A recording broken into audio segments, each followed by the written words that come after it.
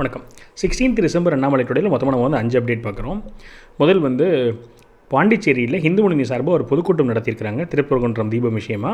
அதில் பங்கேற்று ஒரு உரையாற்றியிருக்கிறாரு. அதை பற்றின உள்ள ஹைலைட்ஸ் அது வந்து ஃபஸ்ட் அப்டேட்டு. ரெண்டாவது அதை முடிச்சுட்டு ஒரு பெரிய ப்ரெஸ் கான்ஃபரன்ஸ், அது வந்து ரெண்டாவது அப்டேட்டு. மூணாவது திருப்பூரில் இடுவாய்ங்கிற இடத்துல இந்த குப்பை கொட்டுற பற்றின ஒரு போராட்டம் நடந்துகிட்ருக்கு. அதில் உள்ள பிரச்சனை சம்மந்தமான ஒரு வீடியோ பதிவை ரிலீஸ் பண்ணிவிட்டு அங்கே லைவாக அங்கே நடந்த சம்பவத்தை வீடியோ பதிவு போட்டு அதை பற்றி ஒரு பதிவு. ஒரு அரசு பள்ளியில் செவர் இடிஞ்சு விழுந்து ஒரு குழந்தை இறந்துருக்குறாங்க. அதை கண்டனம் தெரிவித்து அதில் எவ்வளோ முக்கியத்துவம் இருக்குன்னு சொல்லிட்டு அது வந்து 4வது பதிவு. 5வது நேற்று திருப்பூரில் ஒரு மணிமண்டபம் ஓப்பன் பண்ணிவிட்டு அதுக்காக ஒரு ஸ்பீச் ஒன்று பேசியிருந்தார். அதில் உள்ள ஹைலைட்ஸ். ஸோ என்ன பண்ணுறேன்னு சொன்னால் இந்த எல்லா ஸ்பீச்சு ப்ரெஸ் கான்ஃபரன்ஸ் எல்லாத்துலேயுமே ரிப்பீட்டட் பாயிண்ட்ஸ் எல்லாத்தையும் விட்டுட்டு கார்த்திகை தீபம் விஷயமாக நம்ம ஏற்கனவே நம்ம 2-3 வீடியோ அதை பற்றி டீட்டெயிலாக பேசியிருக்கோம். கார்த்திகை தீபத்துக்கு எக்ஸ்க்ளூசிவாக அதில் உள்ள டிஸ்கஸ் பண்ண பாயிண்ட்ஸையும் விட்டுட்டு இது எல்லாம் இல்லாமல் முக்கியத்துவம் வாய்ந்த ஹைலைட்ஸான பாயிண்ட்ஸை மட்டும் நான் இந்த வீடியோவில் டிஸ்கஸ் பண்ணுறேன். நான் உங்கள் மணி கோபி, நீங்கள் பார்த்துட்டு இருக்குது பாசிட்டிவ் பாலிடிக்ஸ். நம்ம சேனலோ அப்டேட்டு டெய்லி காலையில் 6 மணிக்கு டொமஸ்டிக் பாலிடிக்ஸோ, டெய்லி சாயந்தரம் 6 மணிக்கு ஜியோ பாலிடிக்ஸ் உங்களுக்கு வந்து சேரணும்னு சொன்னால் நம்ம சேனலை சப்ஸ்கிரைப் பண்ணி பெல் ஐக்கன் கிளிக் பண்ணிக்கோங்க. ஸோ நான் அடுத்தடுத்து போகிற வீடியோஸ் உங்களுக்கு வந்து சேரும். பாண்டிச்சேரியில் என்ன பண்ணாருன்னு சொன்னால் திருப்பூர்ன்ற விஷயத்தை ஃபுல்லாக டீட்டெயில்டாக பேசிட்டு என்ன நடந்தது, எப்படி நடந்தது, என்ன கேஸு, யார் ஆர்கியூ பண்ணால் எல்லாத்தையும் பற்றி டீட்டெயில்டு ஹிஸ்ட்ரி ஃபுல்லாக திரும்ப சொல்லிவிட்டு அங்கே மக்கள்கிட்ட விழிப்புணர்வு வேணும்னு சொல்லிவிட்டு அப்போ சொல்கிறாரு, முதல்ல என்ன ஆர்கியூ பண்ணாங்கன்னா இது தீபத்தூணே கிடையாது, இது ஆங்கிலேயர்கள் வச்ச சர்வேக்கல் அப்படின்னு சொல்லி ஆர்கியூ பண்ணாங்க. அப்புறம் நம்ம தரப்புலன்னு சொன்னோம், அப்படி சர்வேக்கல்லாக இருந்தால் எதுக்கு மேலே 2 லிட்டர் எண்ணெய் இருக்க போகுதுன்னு சொல்லி நம்ம கேட்டோம். இப்படி நம்ம பதில் வச்ச உடனே அவங்க அப்புறமா இப்போ அடுத்து என்ன ஆர்கியூ பண்ணுறாங்கன்னு சொன்னால் ஜெயின் மதத்துடைய கல் அப்படின்னு சொல்லி சொல்கிறாங்க. அப்போது அதுக்கு வந்து என்ன சொல்கிறாங்கன்னு சொன்னால் இல்லை விளக்கு ஏற்றுனாங்க, ஆனால் அங்கே விளக்கு ஏற்றி அதுக்கு கீழே உட்காந்து படித்தாங்க அப்படின்னு சொல்லி சொல்கிறாங்க. இது ஒரு வினோதமாக தான் இருக்குது. என்னென்னு சொன்னால் அங்கே அப்படி யாராவது மலை மேலே கல் வச்சு அது மேலே விளக்கு எண்ணெய் ஊற்றி உட்காந்து கீழே படிப்பாங்களா? இது எப்படி இவங்க பொய்க்கு மேலே போய் அடிக்கிக்கிட்டே போகிறாங்க பாருங்கள் அப்படின்னு சொல்லி சொன்னால் அப்படி. இதை தாண்டி அண்ணாமலை நான் சொன்னது போக சமூக வலைதளத்தில் இதுக்கு என்ன ஒரு ரிபட்டல் இருக்குதுன்னு கேட்டிங்கன்னா, ஜெயின துறவிகள் இரவு ஆனதுக்கப்புறமா இந்த மாதிரி தீபம் ஏற்ற மாட்டாங்க, ஏன்னா அதில் வந்து பூச்சி வந்து உளுந்து செத்து போய்டும்னு சொல்லிட்டு அவங்க பண்ண மாட்டாங்க. அதனால் அவங்களுக்கு வந்து இரவு நேரங்களில் தீபம் ஏற்றுற பழக்கமே கிடையாது, அவங்க படுக்க போயிடுவாங்கன்னு சொல்லி தான் இதோட ரிபட்டல். இது லாஜிக்கலான ரிபட்டலாக இருக்குது. ஏன்னா அவங்க வந்து வாயில் கூட துணி மூடிப்பாங்க, ஏன்னா பூச்சி அவங்க வாய்க்குள்ளே போய் இறந்துடக்கூடாதுன்னு சொல்லிட்டு. அப்போ அவங்க எப்படி தீபம் ஏற்றி அதில் வந்து ஈர்க்கும் இல்லையா பூச்சிகள், அதனால் அவங்க பண்ணலைங்கிறது லாஜிக்கலாக இருக்குது. இது சமூக வலைதளத்தில் இருக்கக்கூடிய ரிபட்டல். ஸோ அண்ணாமலை என்ன சொல்கிறாருன்னா, இந்த மாதிரி அவங்க அடுத்தடுத்து போய் சொல்லிகிட்டே போகிறாங்க. இதில் ஒரு வினோதமான விஷயம் என்னென்னு கேட்டிங்கன்னா, இதுக்கு எதிராக ஆர்கியூ பண்ண வக்கீலுக்கு பேர் வந்து ஜோதி. நம்ம வந்து தீபம் ஏற்றுறதை பற்றி பேசுகிறோம், அதுக்கு எதிராக வந்து ஆர்கியூ பண்ண வந்திருக்க ஒரு பேர் ஜோதின்னு பேர் வச்சுட்டு வராரு. அவர் ரொம்ப தவறாக இந்த வாட்டி பேசியிருக்கிறாரு. அவர் என்ன சொல்கிறாருன்னு சொன்னால், நாங்கள் வந்து எந்த மதத்தையும் சாராதவங்கன்னு சொல்கிறாரு. அப்போ கோர்ட்டில் கேட்குறாங்க, நீங்கள் வந்து யாரை ரெப்ரசன்ட் பண்ணி வாதாடுறீங்கன்னு கேட்குறாங்க. அப்போ அவங்க சொல்கிறாங்க, நான் ஹிந்து அறநிலையத்துடைய சார்பாக நான் வாதாடுறேன்னு சொல்லி அவர் சொல்கிறாரு. அப்போது கோர்ட்டில் கேட்குறாங்க, நீங்கள் அப்படின்னு சொன்னால் நீங்கள் தீபம் ஏற்றணும்னு தெரிஞ்சானே நீங்கள் ஆர்கியூ பண்ணணும், நீங்கள் என்ன ஆப்போசிட் ஆர்கியூ பண்ணிட்டுருக்கீங்கன்னு கோர்ட்டில் கேட்குறாங்க. அதுக்கு அவர் சொல்கிறாரு, இல்லை நாங்கள் எதுக்காகனா நாங்கள் வந்து எல்லாத்துக்கும் நாங்கள் பொதுவானவங்க, நாங்கள் வந்து இப்போ நிறையா மதங்கள் இருக்குது, அதாவது சைவம் இருக்குது, வைஷ்ணவம் இருக்குது, இது எல்லாத்துக்கும் நாங்கள் பொதுவானவங்க, அப்போ யார் மனசும் புண்பற்றக்கூடாதுன்றதுக்காக நாங்கள் வேலை பார்த்துட்ருக்கோம். அதில் வைஷ்ணவத்தில் வந்து வடகலை தென்கலைன்னு இருக்குது, அவங்க மனசும் புண்பற்றக்கூடாது, அதனால் இங்கே தீபம் ஏற்றக்கூடாதுன்னு ஆர்கியூ பண்ணியிருக்காரு. அண்ணாமலை அவர் சொல்கிறார், இது வரைக்கும் நான் கேட்டதுலேயே ரொம்ப முட்டாள்தனமான ஆர்கியூமெண்ட் இதாக தான் இருக்கும் அப்படின்னு சொல்கிறார். அதுக்கப்புறம் என்ன சொல்கிறாருன்னு சொன்னால், அந்த ஜோதி அவர்கள் என்ன ஆர்கியூ பண்ணியிருக்காருன்னா, என்ன நீங்கள் 2 இடத்துல தீபம் ஏற்ற சொல்கிறீங்க, கிளியோ ஏற்றணுங்கிறீங்க, உச்சி பிள்ளையார் கோயில்கிட்டே ஏற்றணுங்கிறீங்க, தீபத்துண்டை ஏற்றணுங்கிறீங்க. ஒருவேளை முருகருக்கு 2 ஒய்ஃபுங்கிறதுனால ஒரு தீபத்தை கீழே ஒரு தீபத்தில் மேலே ஏற்றணும்னு சொல்லி கேட்குறாங்களோ அப்படின்னு ஒரு கமெண்ட் பாஸ் பண்ணியிருக்கிறாரா அந்த வக்கீல் ஜோதிங்கிறவங்க. இதுக்கு அண்ணாமலை அவர்கள் பெரிய கண்டனம் தெரிவிக்கிறார். இது ரொம்ப தப்பு, இது எப்படி நம்மளால் சகிச்சுட்டு இருக்க முடியும்? இந்த தகவல் வந்து இது திமுக அரசு அவங்களுக்கு தெரிஞ்சு தான் சொல்கிறாரா, அவங்க சார்பாக தான் சொல்கிறாரான்றது திமுக வந்து என்ன பண்ணணுன்னா கிளாரிஃபை பண்ணணும். இந்த மாதிரியாக மனசை புண்படுத்துறதுக்கு இந்துக்களை வந்து இவங்க எவ்வளோ கேலி கூத்தாக நடத்துறதுக்கு வந்து திமுக மண்டிட்டு மன்னிப்பு கேட்கணும் அப்படின்னு சொல்லி சொல்கிறார். ஸோ ரொம்ப ஸ்ட்ராங்காக இதை வந்து எதிர்க்கிறாரு. இதை ஃபுல்லாக எக்ஸ்பிளைன் பண்ணிவிட்டு திருப்பூர் கேஸை வந்து சொல்கிறார். அப்போ அவர் சொல்கிறாரு, இந்த 120 எம்பி வந்து ஜட்ஜுக்கு வந்து இம்பீச் பண்ணணும்னு சொல்லி கையெழுத்து போட்டிருக்காங்க. திருப்பரங்குன்றம் தீர்ப்புக்கு எதிராக அவங்க வந்து கையெழுத்து போட்டிருக்காங்க. அவங்க எல்லாத்தையும் நான் வந்து பாடம் கற்பிக்கணும். இது எந்த மாதிரியான கையெழுத்துன்னு சொன்னால், நீதிபதியை பதவி விலகிறதுக்கான கையெழுத்தாக இது இருக்கக்கூடாது. இது அவங்க எல்லாரும் அந்த 120 பேரும் அவங்களோட பதவியை பறிக்கிறதுக்கான ஒரு கையெழுத்தாக அது மாறணும், அதை நம்ம பண்ணி காமிக்கணும் அப்படின்னு சொல்லி சொல்கிறாரு. அப்புறம் சொல்கிறார், நான் டெல்லிக்கு போயிருக்கும்போது ஏர்போர்ட்டில் வச்சு ஒரு திமுக எம்பி என்கிட்ட மாட்டிக்கிட்டார். நான் அவர்கிட்ட கேட்டேன், என்னப்பா இப்படி பண்ணுறீங்களே, நீங்கள் வந்து இப்படி கையெழுத்து போடலாமான்னு சொல்லி கேட்டேன். அதுக்கு அவர் சொல்கிறார், இதெல்லாம் கண்டுக்காதீங்க, நாங்களுக்கு வந்து விஜய்லாம் வந்ததுக்கப்புறமா எங்களால் வந்து இது மைனாரிட்டிஸ் ஓட்லாம் வந்து நாங்கள் செதறாமல் போகணும்னு நாங்கள் நினைக்கிறோம். அப்போ இந்த மாதிரிலாம் நாங்கள் ஏதாச்சும் வேலைகள் பண்ணால் தான் எங்களுக்கு வந்து இந்த மைனாரிட்டி ஓட்ஸ் கிடைக்குங்கிறதுக்காக பண்ணுறோம், இது கண்டுக்காதீங்கன்னு சொல்லி சொன்னார். எனக்கு வந்து வருத்தம் ஆகிடுச்சு. நீங்கள் மைனாரிட்டி ஓட்ஸுக்காக நீங்கள் என்னென்னோ பண்ணுறீங்க, சரி அதுக்காக இப்படி இந்துக்கள் மனசை புண்படுத்தணுமா, இந்தளவுக்கு நீங்கள் இறங்க முடியுமா அப்படின்னு சொல்லி எனக்கு ரொம்ப கோவம் வந்துருச்சு. அதனால் நான் சொல்கிறேன், 2029 இந்த கையெழுத்து போட்ட யாருமே வந்து என்ன பண்ணக்கூடாதுன்னா ஜெயிக்கக்கூடாது. இந்த தொகுதி பாண்டிச்சேரியில் இருக்கிற அந்த எம்பியுமே என்ன பண்ணக்கூடாதுன்னா ஜெயிக்கக்கூடாது. 2026 தமிழ்நாடு, 2027 பாண்டிச்சேரி, அப்பயும் எல்லோரும் தோக்கடிக்கப்படணும். கூட நின்றுட்டு இருந்தாங்கன்னா கூட கையெழுத்து கூட போட வேணாம், அது கூட நின்றவங்களை கூட நீங்கள் என்ன பண்ணக்கூடாதுன்னா மன்னிக்கக்கூடாது, இல்லை தண்டிக்கணும். தப்புக்கு கூட நின்றவர் கூட இது தண்டனை கிடைக்கும்னு அவங்க நினைக்கணும். அதனால் வந்து அவ்வளோ தீர்க்கமாக நீங்கள் முடிவு பண்ணிவிடுங்க, இவங்களுக்கு அரசியலில் நம்ம பதில் சொல்லி ஆகணும், ஒரு பாடம் புகட்டி ஆகணும்னு சொல்லி தான் அந்த பப்ளிக் ஸ்பீச்சில் எல்லா ஹிஸ்ட்ரி சொல்லிவிட்டு இதெல்லாம் சொல்லிவிட்டு முடிச்சுக்கிறாரு. அப்புறம் ப்ரெஸ் கான்ஃபரன்ஸில் நிறைய கேள்விகள் கேட்குறாங்க. அதில் ஒரு முதல் கேள்வி என்னென்னு கேட்டிங்கன்னா, இதில் வந்து அரசியல் தாக்கம் இருக்குமா அப்படின்னு கேட்குறாங்க. அப்போ அவர் சொல்கிறாரு, இந்த மாதிரி கேரளாவில் நீங்கள் பார்த்தீங்க, இப்போது வந்து திருவனந்தபுரத்தில் கேபிட்டல் எங்கே சிஎம் உட்காந்துருக்காரோ அந்த இடத்துல பிஜேபி ஜெயிச்சிருச்சு. எவ்வளோ தள்ளி ஜெயிச்சிருச்சுன்னு சொன்னால், செகண்டு பொசிஷன் வந்து காங்கிரஸ், முன்னாடி ஜெயிச்சிட்டு இருந்தவங்க இப்போ தேர்டு பொசிஷன் போயிட்டாங்க. அந்தளவுக்கு அடி விழுந்திருக்குது. அதெல்லாம் எதனால தான் சபரிமலை விஷயத்தை அவங்க கையாண்ட விஷயத்தினால தான் மக்கள் வந்து பதிலடி கொடுத்துருக்குறாங்க. அதனால் நம்ம ஏற்கனவே கேரளாவில் பார்த்துட்டோம் இந்த தாக்கம் இருக்கிறது. அதனால் கண்டிப்பாக இந்த விஷயத்தில் வந்து தமிழ்நாட்டில் தாக்கம் இருக்கும் அப்படிங்கிறாரு. அப்புறம் இந்த 100 நாள் வேலை திட்டத்தில் வந்து காந்திஜி பேரை எடுத்துட்டாங்களே அப்படின்னு கேட்குறாங்க.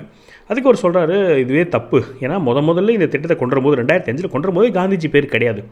அப்புறமா ஒரு 4 வருஷத்துக்கு அப்புறமா அடுத்த எலெக்ஷன் அப்போ தான் அவங்க காந்திஜி பேரை கொண்டு வந்தாங்க. அப்போ இவங்க ஏன் முதல்ல காந்திஜி பேர் வைக்கல அப்படிங்கிற கேள்வி வருது. அதுக்கப்புறமா நாங்கள் வந்து காந்திஜிக்கு எவ்வளோ மதிப்பு கொடுக்குறோன்றது எல்லாத்துக்கும் தெரியும். மோடிஜி ஆட்சிக்கு வந்த முதல் ஸ்கீம் வந்து ஸ்வச் பாரத் ஸ்கீம் தான். அதுவே மகாத்மா காந்திஜி பேரில் தான் ஸ்வச் பாரத் ஸ்கீம் ஆரம்பித்தார். நம்ம நாட்டில் அதிகமாக மகாத்மா காந்திஜிக்கு வந்து மரியாதை கொடுக்குறது வந்து மோடிஜியும் அந்த ஆட்சியும் தான். அதனால் இவங்கெல்லாம் பேசுகிறதுக்கு இவங்களுக்கு தகுதியே கிடையாது. அப்புறம் இந்த எம்என்ரேகா அந்த 100 நாள் வேலை திட்டத்தில் வந்து காங்கிரஸும் சரி டிஎம்கேயும் சரி அவங்களோட எலெக்ஷன் இதில் என்ன கொடுத்துருந்தாங்கன்னு சொன்னால், நாங்கள் 100 நாள் 150 நாளாக மாற்றுவோன்னு வாக்குறுதி கொடுத்துருந்தாங்க. வாக்குறுதி கொடுத்தாங்களே, 4 வருஷம் ஆச்சு, அதை அவங்க மாற்றினாங்களா? மாற்றவே இல்லை. இப்போ நாங்கள் என்ன பண்ணுறோம்னு சொன்னால், வாக்குறுதி கொடுக்கல, இருந்தாலும் 100 நாளுங்கிறது 125 நாளாக மாற்றுறோம். இது நாங்கள் ஒரு மாற்றம் கொண்டு வரோம். இன்னொரு மாற்றம் என்ன கொண்டு வரோம்னு சொன்னால், ஒரு வேளை இப்போ நான் பஞ்சாயத்தில் இருக்கிறேன், நான் வந்து இந்த 100 நாள் வேலை திட்டத்துக்கு வேணும்னு எழுதி கொடுக்குறேன், எனக்கு அந்த 100 நாள் வேலை கொடுக்க முடியலன்னு சொன்னால் இப்போ எதுவுமே கிடையாது. ஆனால் இப்போ இந்த மாற்றத்தில் என்ன கொண்டு இருக்கோன்னு சொன்னால், அப்படி ஒரு வேளை வந்து 100 நாள் வேலை கொடுக்க முடியலன்னு சொன்னால் கொடுக்காத நாட்களுக்கு பென்ஷன் வழங்கப்படும் சொல்லி கொண்டு வந்துருக்கிறோம். அப்போ அந்தளவுக்கு ஒரு சோஷியல் செக்யூரிட்டி கொண்டு வந்துருக்கோம். இது வந்து யூரோப்பில் தான் இந்த மாதிரியான சோஷியல் செக்யூரிட்டி இருக்காது. நம்ம நாட்டில் இருக்க ஏழைகளுக்கு வந்து நம்ம இந்த சோஷியல் செக்யூரிட்டி ஸ்கீம் கொண்டு வந்திருக்கோம். இன்னொன்று ஏன் பேர் மாற்றணும்னு சொன்னால், இது கொண்டு வரப்பட்ட 2005 அப்போ யூஎன் படி, யுனைடெட் நேஷன்ஸ் படி எக்ஸ்ட்ரீம் பாவர்ட்டியில் இந்தியாவில் எவ்வளோ பேர் இருந்தாங்க கேட்டிங்கன்னா 28% பேர் இருந்தாங்க. இன்றைக்கி 2025 எக்ஸ்ட்ரீம் பாவர்ட்டியில் இந்தியாவில் எவ்வளோ பேர் இருக்காங்கன்னா 1% பேர் தான் எக்ஸ்ட்ரீம் பாவர்ட்டியில் இருக்கிறாங்க.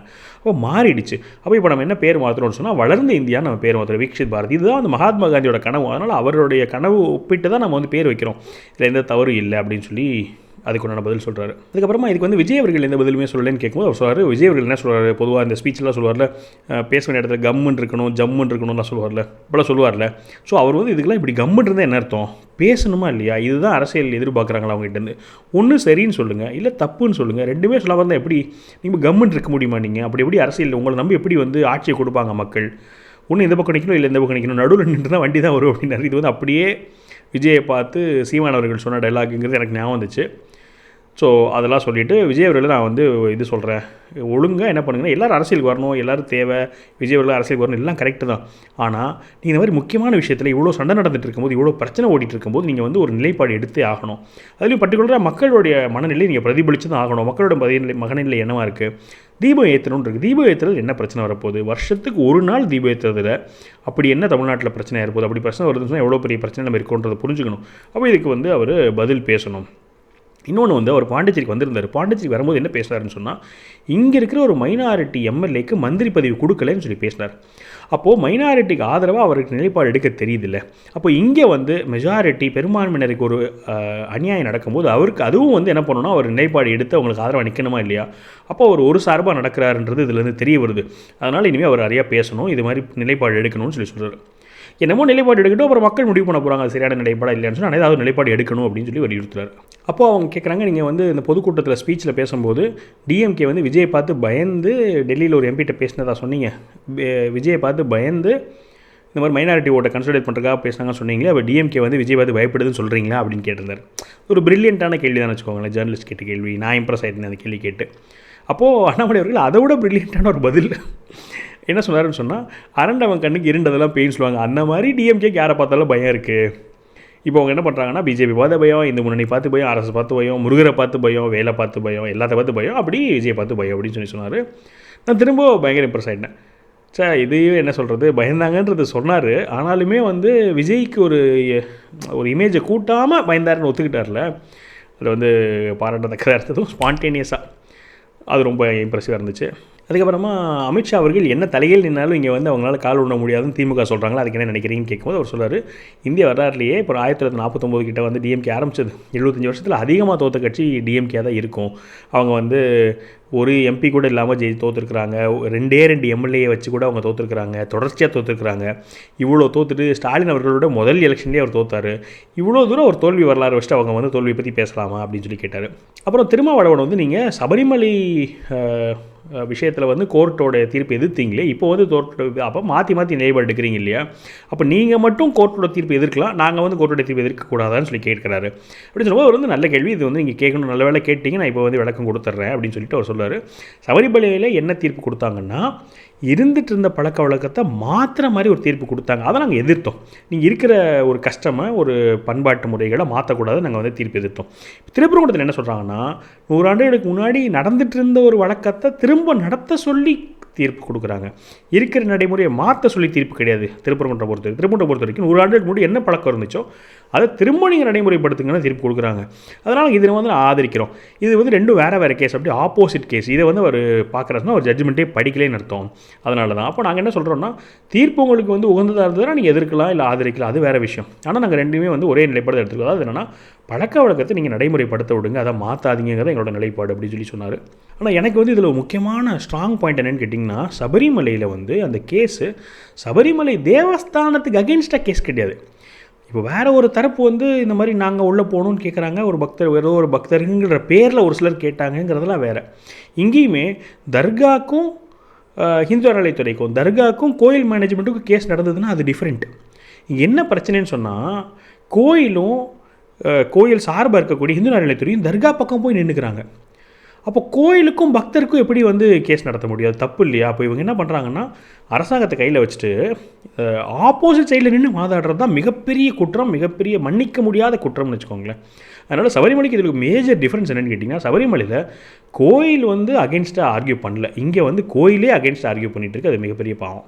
அஃப்கோர்ஸ் இன்றைக்கி, அதாவது 16th டிசம்பர் ஹைகோர்ட்டில் டிவிஷன் பெஞ்ச் முன்னாடி ஆர்கியூ பண்ணிட்டு இருக்கும்போது பக்தர்கள் தரப்பில் இருக்க லாயர் வந்து என்ன ஆர்கியூ பண்ணாருன்னு சொன்னால், தேவஸ்தானம்ங்கிறதே தனி, இவங்க வந்து ஹெச்ஆர்என்சியும் தேவஸ்தானத்தையும் மிக்ஸ் பண்ணிகிட்டு இருக்காங்க, எக்ஸிக்யூட்டிவ் ஆஃபீஸர் தேவஸ்தானம் கிடையாது, இவங்க வந்து கோயில் சார்பாங்கிற பேரில் தப்பு பண்ணுறாங்கன்னு சொல்லிட்டு இப்போ நம்ம பேசின பாயிண்ட் அவர் வந்து அடித்து உடச்சிருக்கிறார். என்ன உடச்சிருக்காருன்னு சொன்னால், கோயிலுக்குன்னு தனிப்பட்ட முறையில் ஒரு ரெப்ரசன்டேஷனே இல்லைன்னு சொல்லியிருக்காரு. அது மிக நல்ல பாயிண்ட்டு.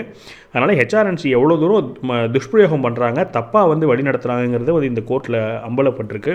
அதுக்கு என்ன மாதிரியான கான்சிக்வன்ஸ் வருதுங்கிறத பொறுத்து இருந்தால் பார்க்கணும். அப்புறம் அண்ணாமலை அவர்கள் வந்து இந்த ஹெச்ஆர்என்சி பற்றி பேசும்போது என்ன சொல்கிறாருன்னு சொன்னால், இதுக்கு முன்னாடி ஒரு பிரச்சனை வந்தது, கோயிலில் வந்து மலையை வந்து சிக்கந்தர் மலைன்னு கூப்பிட்றாங்க, மேலே போய் மாமிசம் சாப்பிட்றாங்கன்னு சொல்லி பிரச்சனை வந்துச்சு. அந்த பிரச்சனையப்போ ஹெச்ஆர்என்சி கம்முன்னு உட்காந்துருந்தாங்க, டெம்பிள் மேனேஜர் கம்முன்னு அமைதியாக உட்காந்துருந்தாங்க. அதுக்கு அகேன்ஸ்டாக கேஸ் போட்டிருக்கணும். அவங்க தான் என்ன பண்ணியிருக்கணும்னா, இது முருகர் மலையை நீங்கள் சிக்கந்தர் மலை சொல்லக்கூடாதுன்னு சொல்லிட்டு அவங்க சண்டை போட்டிருக்கணும். அப்போ அமைதியாக இருந்துக்கிட்டாங்க. அப்போது அதை போய் கோர்ட்டில் சண்டை போட்டு அதை தடுத்து நிறுத்தி இது முருகர் மலை தான் சொல்லி வாபஸ் ஆர்டர் வாங்கினது வந்து ஹிந்து பக்தர்கள் பண்ணாங்க. அப்போது நம்ம கோயிலுக்கு மலைக்கு ஒரு பிரச்சனை வரும்போது ஹிந்து அறநிலையத்துறை முன்னாடி வரல. ஆனால் எப்போ வந்தாங்கன்னு சொன்னால், எதிர்த்து தீபம் ஏற்றுங்கன்னு சொன்னால் அந்த அறநிலையத்துறையிலேருந்து வராங்க, ஏற்றக்கூடாதுன்னு சொல்லிட்டு.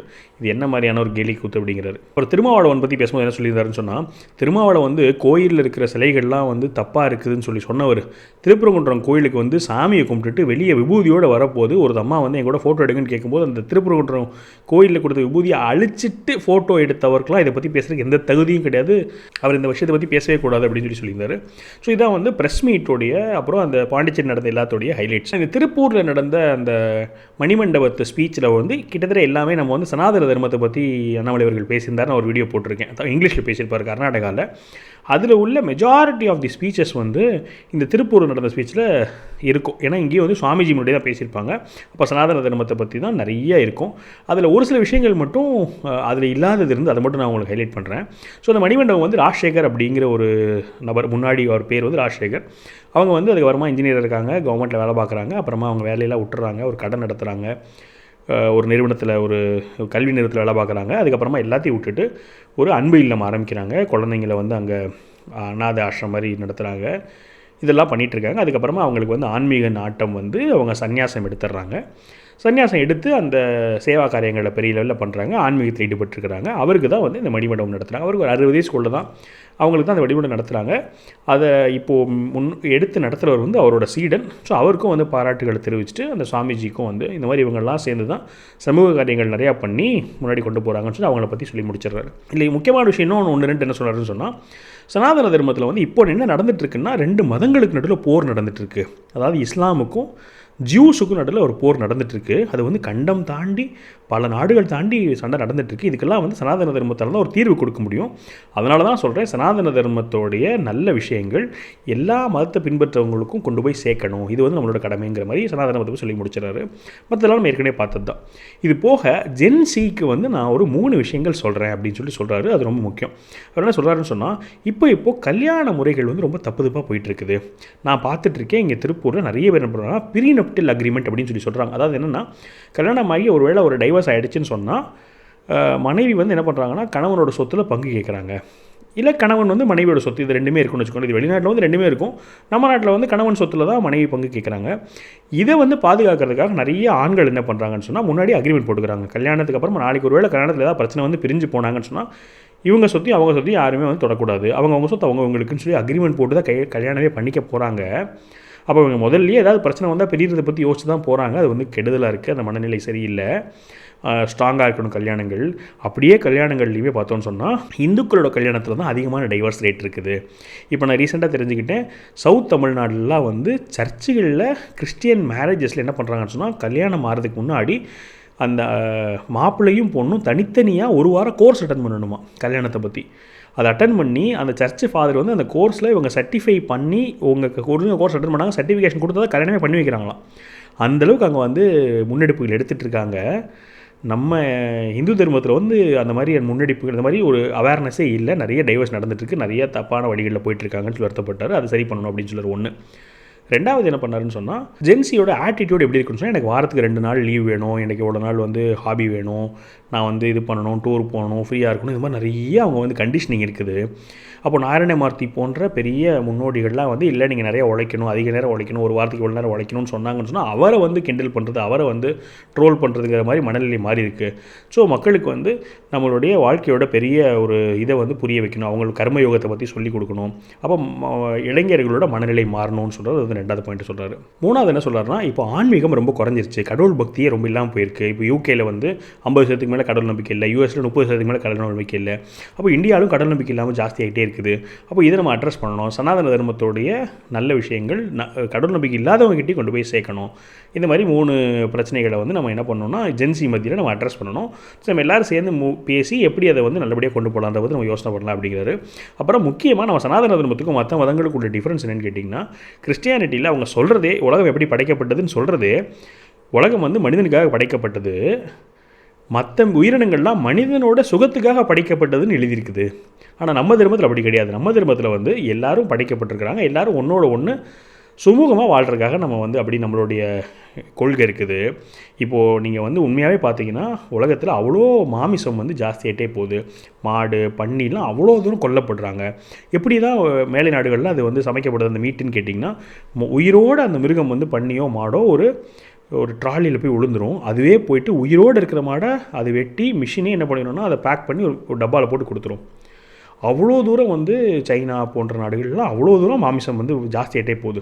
அப்போ நம்ம உலகத்தில் இருக்கிற விவசாயம் நடக்குது இல்லையா, அந்த விவசாயம் பார்த்திங்கன்னா மனிதன் சாப்பிட்ற விவசாயத்தை விட இந்த மாதிரி மீட்டு சாப்பிட்ற அந்த மிருகங்கள் இருக்குல்ல, அது கொல்லப்படுற மிருகங்கள், அந்த கொல்லப்படுற மிருகங்களுக்காக பண்ணப்படுற விவசாயம் தான் ஜாஸ்தி அப்படிங்கிறார்.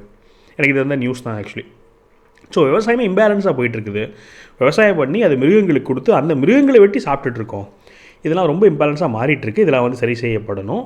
அதனால் வந்து சனாதன தர்மத்தோடைய வேலை அதை வந்து எல்லாத்துக்கிட்டையும் கொண்டு போய் சேர்க்க வேண்டிய கடமை நம்ம எல்லாத்துக்கும் இருக்குது அப்படின்னு சொல்லி முடிச்சிடறாரு.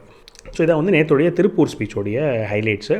ஸோ இதோட நம்ம எல்லா ஸ்பீச்சோட ஹைலைட்ஸும் முடிச்சிட்டோம். திருப்பூர் மாவட்டம் இடுவாய் கிராமத்தில் பொதுமக்கள் எதிர்ப்பை மீறி குப்பை கிடங்கு அமைத்துக் கொண்டிருக்கிறது திமுக அரசு. இந்த பகுதி விவசாயிகளும் கால்நடை வளர்ப்போரும் இதனால் பெரிதும் பாதிக்கப்படுவார்கள். கடந்த சில மாதங்களாகவே இந்த பகுதியில் குப்பை கிடங்கு அமைப்பதை எதிர்த்து பொதுமக்கள் பல போராட்டங்கள் நடத்தி வருகின்றன. ஆனால் பொதுமக்கள் உணர்வுக்கு எதிராக இன்று குப்பை கொட்டியிருக்கிறது மாவட்ட நிர்வாகம்.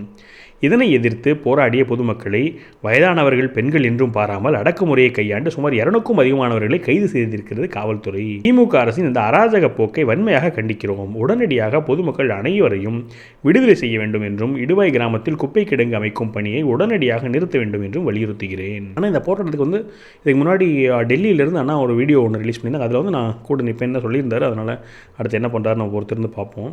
அதே போல் திருவள்ளூர் மாவட்டம் கொண்டாபுரம் அரசு உயர்நிலைப்பள்ளி சுவர் இடிந்து விழுந்து 7ஆம் வகுப்பு படிக்கும் சிறுவன் உயிரிழந்த செய்தி மிகுந்த அதிர்ச்சியையும் வேதனையும் அளிக்கிறது. தங்கள் குழந்தையை இழந்து தவிக்கும் சிறுவனது பெற்றோர்களுக்கும் உறவினர்களுக்கும் ஆறுதல் சொல்ல வார்த்தையே இல்லை. கடந்த 4.5 ஆண்டுகளில் தமிழகம் முழுவதும் பல மாவட்டங்களில் அரசு பள்ளி கட்டிடங்கள், மேற்கூரைகள், சுற்றுச்சுவர்கள் இடிந்து விழுவது தொடர்கதை ஆகியிருக்கிறது. ஒவ்வொரு முறையும் அரசு பள்ளி கட்டிடங்களின் உறுதித்தன்மையை பரிசோதித்து அரசு பள்ளி மாணவ மாணவியர் பாதுகாப்பை உறுதி செய்ய வேண்டும் என்றும் திமுக அரசை வலியுறுத்தி வந்திருக்கின்றோம். பல பள்ளிகள் கட்டிடம் இல்லாமல் மரத்தடியில் இயங்கி வருவதையும் சுட்டிக்காட்டியுள்ளோம். ஆனால் முதலமைச்சரோ பள்ளிக்கல்வித்துறை அமைச்சரோ இதனை குறித்து எந்த அக்கறையும் காட்டவில்லை. ஏழை எளிய குழந்தைகள் படிக்கும் அரசு பள்ளிகளை திமுக ஒட்டுமொத்தமாக புறக்கணித்ததன் விளைவு இன்று வாழ வேண்டிய ஒரு குழந்தையை பறிகொடுத்திருக்கிறோம். இதனை விபத்தாக எடுத்துக்கொள்ள முடியாது. திமுக அரசின் அலட்சியத்தால் ஏற்பட்ட கொலையாகவே கருத முடியும். வெறும் விளம்பர நாடகங்களை மட்டுமே கடந்த 4.5 ஆண்டுகளாக நடத்தி வரும் முதலமைச்சர் திரு ஸ்டாலின் மற்றும் பள்ளிக்கல்வித்துறை அமைச்சர் அன்பில் மகேஷ் ஆகிய இருவரும் இதற்கு முழு பொறுப்பு. இனியும் அரசு பள்ளி கட்டிடங்களை ஆய்வு செய்து மாணவ மாணவியர் பாதுகாப்பை உறுதி செய்யாமல் இருப்பது வெட்கக்கேடு. அதுக்கப்புறமா விஜய் திவாஸ் அப்படின்னு சொல்லிட்டு நம்ம வந்து 1971 போர் வீரர்களை நினைவு கூர்ந்து ஒரு பதிவு. இதில் வந்து இன்னையோடைய அண்ணாமலை டுடே. நீங்கள் என்ன நினைக்கிறீங்க? உங்களோட கருத்துக்களை வந்து பதிவு பண்ணுங்கள். மேலும் ஒரு பாசிட்டிவ் வீடியோவில் சந்திக்கிறேன். வணக்கம்.